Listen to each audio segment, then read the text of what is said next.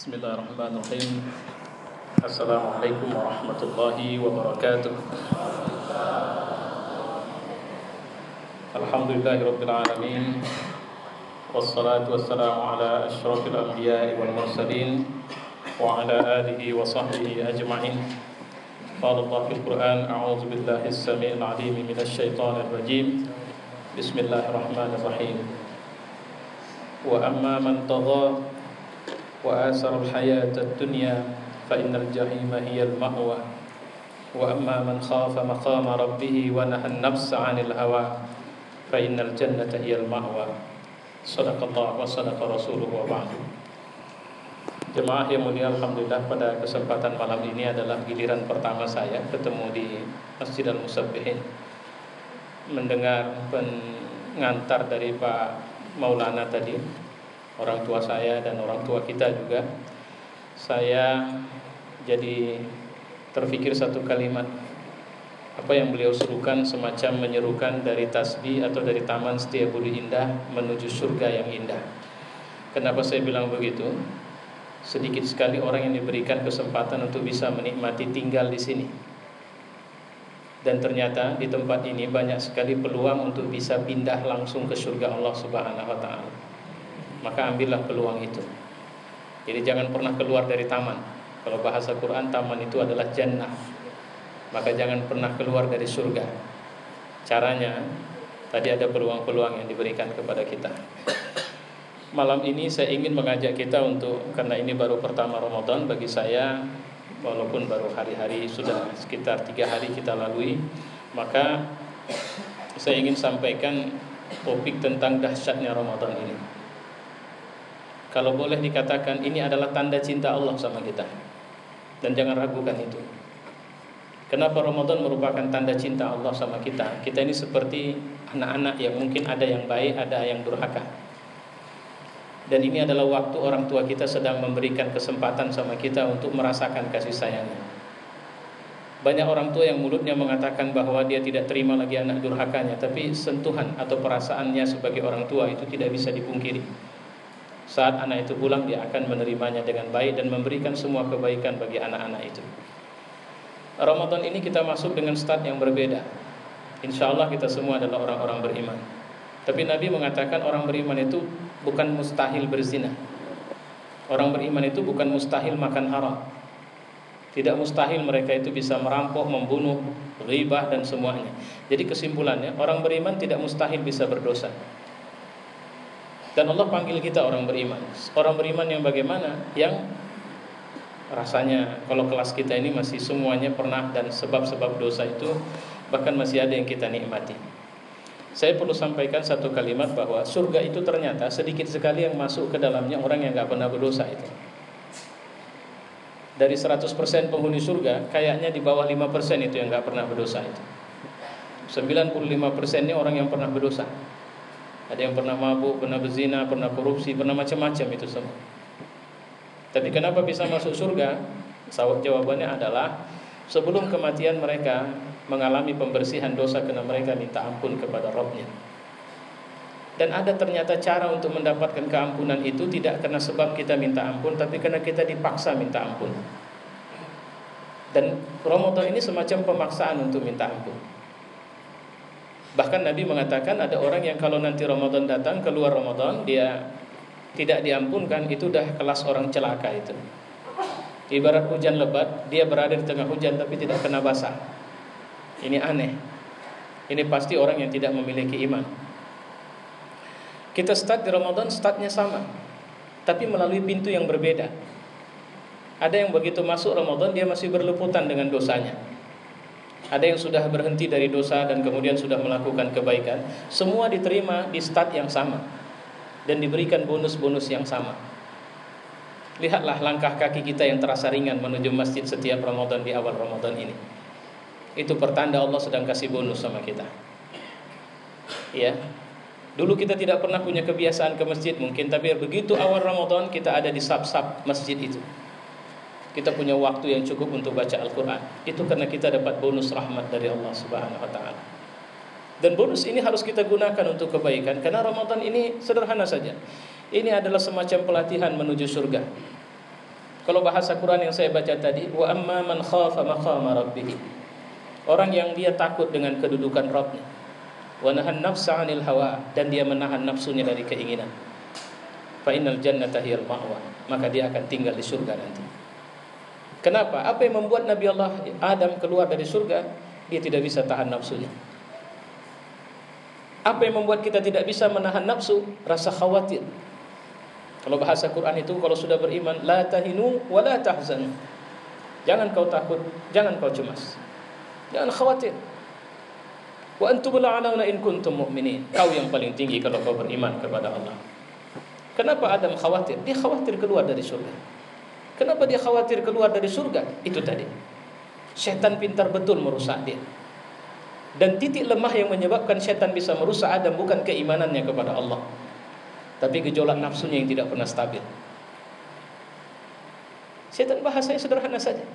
Senang gak di surga? Senang. Suka? Suka. Tahu gak kenapa dilarang mendekati pohon itu? Enggak. Enggak kau pikirkan? Enggak. Kau dikasih otak sama Allah gak mikirin?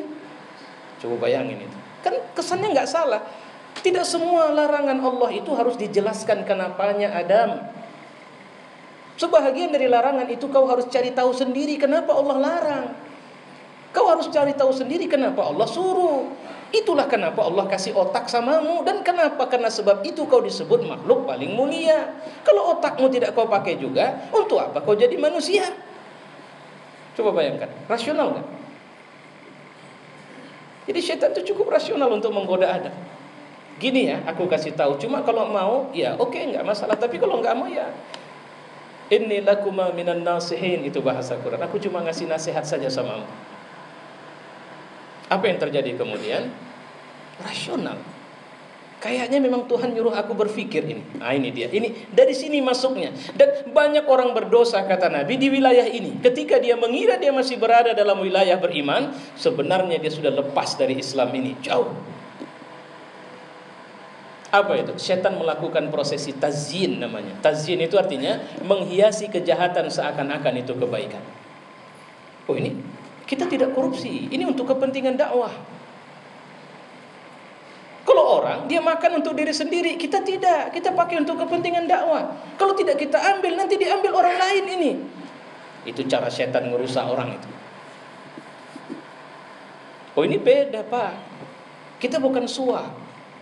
Kalau suap itu untuk kepentingan diri sendiri, tidak, kita ambil ini agar kita bisa berdakwah di wilayah ini. Maka ini darurat. Entah dari mana siapa yang membenarkan hukum darurat itu berlangsung sama dia. Itu bentuk-bentuk tazyin itu. Dan apa yang terjadi? Allah keluarkan Adam dari surga. Dan jangan lupa, karena sebab itu kita tidak bisa masuk surga. Bukan karena sebab setan goda kita. Karena kalau setan goda kita, nanti buka surat Ibrahim. Ada satu kalimat setan itu ketika sudah semua lamma qudiyal amr, semua urusan sudah selesai, ada orang masuk surga dan ada orang masuk neraka, dan sudah selesai semuanya, maka iblis pun dipanggil di depan manusia. Inilah yang telah menyebabkan kami masuk neraka ya Allah. Iblis pun pidato nanti. Saudara-saudara, Allah memberikan janji kepada kalian dan janji Allah itu benar. Aku berjanji kepada kalian dan janjiku tidak benar. Aku suruh kalian. Tapi ma ana bimusrikhi, aku enggak punya kekuasaan sama kalian. Ma ana alaikum bisultan, aku tidak punya kekuasaan sama kalian. Kalian kusuruh berzina, kalian enggak mau, ya enggak apa-apa. Cuma kalian mau kan? Kira-kira begitulah bahasanya. Kalian kusuruh melakukan kesalahan, kalau kalian nolak, aku enggak berdaya. Cuma kalian mau. La talumuni, jangan kalian tuduh aku. Lumu anfusakum, tuduh diri kalian sendiri. Ma ana bimusrikhi wa ma antum bimusrikh. Aku enggak bisa nolong kalian, kalian tidak bisa nolong aku. Kalian pikir aku di mana rupanya? Hah? Nah. Kalau bapak-bapak minat mau dengar pidato itu silahkan nanti insyaallah. Karena pidato itu di neraka. Kalau saya enggak minat. Saya cuma terima bocorannya aja lah ini. Ya, ini bocoran pidato ini. Dan nanti silahkan buka dalam surat Ibrahim itu lengkap pidato iblis itu. Ya. Nah, Ramadan ini adalah ruang untuk agar kita, kalau pakai bahasa Renal Kasali itu disebut dengan istilah turn around. Kita mutar balik. Mungkin udah terlalu jauh kita. Ada bapak yang kerja terus, kerja sampai lupa ini sebenarnya mau ngapain ini cari harta ini. Mau diapain harta ini kalau banyak kali udah dapat. Ada yang berburu jabatan terus berburu, mau ngapain dengan jabatan rupanya. Ada yang kemudian sibuk membangun jaringan supaya dia populer ke sana kemari. Mau ngapain popularitas itu, mau diapain? Nah, turn around. Kita pulang kepada aslinya kenapa kita jadi manusia. Apa aslinya kenapa kita jadi manusia? Allah punya rencana satu, bahwa kita harus tetap menjadi pengabdinya, budaknya. Dan apa tugas besar budaknya? Kita harus menjalankan, mengerjakan mandat yang dia kasih sama kita. Apapun posisi pekerjaan hidup kita, itu ada mandat Allah di sana. Kita wakil Allah. Untuk apa? Agar bumi ini sejahtera. Dan untuk apa lagi? Agar kita paham bahwa kenikmatan dunia dan akhirat itu beda, mas. Beda. Dunia itu mau diambil dengan cara salah, surga tidak mau. Dunia itu tidak tertarik sama orang soleh, surga tertarik sama orang soleh. Dunia itu bisa dengan segala cara halal haram dia mau, harta bisa kita ambil dengan cara haram, dan kita bisa berpura-pura. Surga tidak mau orang yang berpura-pura. Dan ini latihannya. Kita tidak bisa pura-pura puasa. Kita diajari untuk betul-betul puasa. Sehingga waktu sendiri pun kita tidak mau berpura-pura. Ada air minum itu, tapi kita tidak minum. Kenapa? Karena Allah sedang ngajari kita untuk tidak berpura-pura dalam hidup. Natural sajalah melakukan kesolehan itu. Dan lihatlah seberapa kuat nafsu kita. Contoh, tahukah Bapak Ibu bahwa sahur itu sebenarnya Allah tengah mengajari kita satu, belajar tentang membangun kekuatan yang luar biasa. Sahur itu bukan sekedar minum atau makan. Sahur itu sebenarnya adalah cara agar kita punya kebiasaan bangun sebelum subuh. Walau 10 menit pun, tune in-lah dengan pemilik semesta raya. Orang mengatakan bahwa malam itu suasananya sangat spiritual. Orang mengatakan bahwa itulah waktu terbaik orang tua yang punya banyak anak, untuk kemudian dia bisa bersama istrinya berduaan, karena anak mereka pada tertidur. Dan itulah kenapa Allah juga memilih waktu itu untuk akhirnya dia mendatangi kita. Di saat semua orang yang dengan hiruk pikuk dunianya itu juga tidak berdaya melawan kantuknya, maka dia memanggil orang-orang yang takut sama dia. Dia panggil orang-orang yang mencintai dia. Sini, aku tahu kalian sebesar dan sehebat apapun posisi hidup kalian, kalian masih punya masalah. Sini, aku Tuhan kalian. Yuk, bicaralah sama aku. Itulah kenapa Ibnu Abbas mengatakan, tahukah kalian bahwa satu kekuatan yang dimiliki oleh generasi pertama itu adalah ketika mereka menjadikan malam mereka adalah malam untuk Tuhan mereka. Kalimat yang kita dengar adalah ruhbanun fil lail. Mereka adalah para rahib di malam hari. Seorang spionasi, 2 orang spionasi dari Ghassan itu menceritakan bahwa titik kekuatan generasi Islam itu ternyata pertama, setiap malam aku berjalan di lorong-lorong kota Madinah, tidak kudengarkan kecuali isak tangis dan orang-orang yang membaca Al-Quran dengan lirik dari sela-sela bilik rumah mereka. Dan kalau ada panggilan azan, subhanallah, azan itu Pak, sering kita artikan bebas itu, hayya 'alal falah. Falah itu apa? Mari menuju kemenangan. Saya suka ngartikannya sekarang begini, yuk sini panen, gajian. Ada kesibukan kalian antara zuhur menuju asar, mari sini datang di waktu asar, aku mau kasih berkah sama kalian. Solat itu semacam kita sedang melakukan proses tune in untuk mendapatkan kelimpahan energi dari Allah. Jika kita bersalah antara zuhur dan asar, Allah akan memberikan ampunan. Jika kita melakukan kebaikan antara zuhur dan asar, Allah akan kasih berkah. Ya Allah, luar biasa sekali solat itu. Dan di Ramadan ini Allah bilang, kalian bisa zuhur isya, maka itu sama seperti kalian mengerjakan isya dengan benar 70 kali lebih dari di luar Ramadan. Dan Allah itu kaya sekali. Nah, ini yang harus kita pahami, bahwa cuma penyakit kita yaitu tadi, hari pertama ikut sahur, hari kedua ikut sahur, hari ketiga sahur, 4 sahur, 5 udah mulai payah bangun. 6, aku udah makan tadi malam, udah enggak usah bangun lagi. 7, udah mulai buat pengumuman, jangan bangunkan aku sahur, aku udah tahan. Padahal sebenarnya bukan itu. Kalau cuma sekedar tidak makan, tidak minum, anak saya puasa 1 harian dia tidak bangun sahur. Tapi sebenarnya yang Allah latih bukan untuk puasanya, untuk punya kebiasaan bangunnya itu.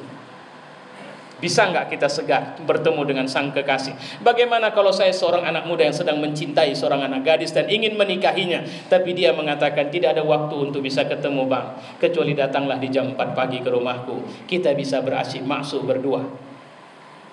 Saya yakin tidak ada lagi kantuk ketika sang kekasih menjanjikan keinginan bertemu kepada saya. Mari kita tanya iman kita. Apakah kita punya kelas iman yang seperti itu? Kalau tidak, kita bukan kelas orang yang harus mendatangi waktu itu mendatangi Allah dengan cinta, tapi al-mustaghfirina bil ashar. Kita orang yang harus terus minta ampun di waktu sahur itu, karena kelas kita kayaknya belum sampai pada tingkat mencintai Allah Subhanahu wa taala. Tapi percayalah, Allah juga menerima orang yang mohon ampun. Bahkan orang yang mohon ampun itu pahalanya bonus itu. Ini enak kali kalau orang udah pernah berdosa. Tapi jangan coba kalau belum berdosa. Kenapa? Karena kalau orang sudah berdosa, tidak ada jawaban dari Allah kecuali keampunan dan surga akan Allah kasih sama dia. Dahsyat itu. Tapi kalau orang sudah mencintai, saya menutup cerita ceramah saya ini dengan cerita seorang tua yang dia itu hafaz Al-Quran. Pada saat dia mau dioperasi besar, dia nangis terseduh-seduh. Dokter yang kenal dia mengatakan, apakah Syekh takut meninggal? Tidak. Jadi kenapa menangis? Operasi berapa jam? 4-6 jam dan aman. Kami akan suntik, pingsan. Bukan itu yang aku takutkan. 4-6 jam itu aku harus berpisah dari Al-Quran. Maksud, aku tiap hari membaca Quran 10 juz. Kalau ada 4-6 jam aku berpisah dari Quran, coba bayangkan betapa waktu tersia-sia untuk.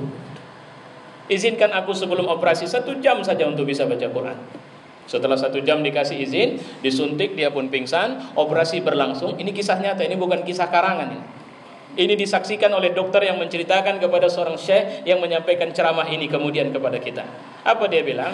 Wallah, demi Allah, aku menyaksikan bahwa begitu dia disuntik, dia pun pingsan, tapi bibirnya tidak putus membaca Al-Quran selama proses operasi berlangsung. Itu kelas orang yang sudah sampai pada maqam cinta.